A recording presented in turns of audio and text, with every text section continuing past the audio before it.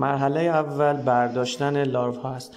دائما این پشت برای برداشت پشت سوزن باید رو به ما باشه، یعنی این جایی که لارو پیاده میکنیم نه اون پشتشه. و اینها لاروهای 24 ساعته هستن. این حجره های لارو رو نگاه کنید. ما باید به سمت چپ حجره سوزن رو داخلش بذاریم. اینجا میبینید لارو گذاشته شده. به همین راحتی پشت سوزن به ماست. اینو وقتی گذاشتیم لارو گرفته میشه، برعکسش میکنیم و دقیقاً وسط سلول پیوند پیاده میکنیم. و این نکته رو هم بگم، اگر شما در پذیرش سلول ها مشکل دارید، در پذیرش تیرک پیونداتون، یه مقدار لاروهای بزرگتر پیوند بزنید. موقع برداشت شاید سربسته بشن، کارتون سخت میشه، ولی خب تیرکتون آب دیده میشه و سلول هاتون پذیرش بالاتری داره.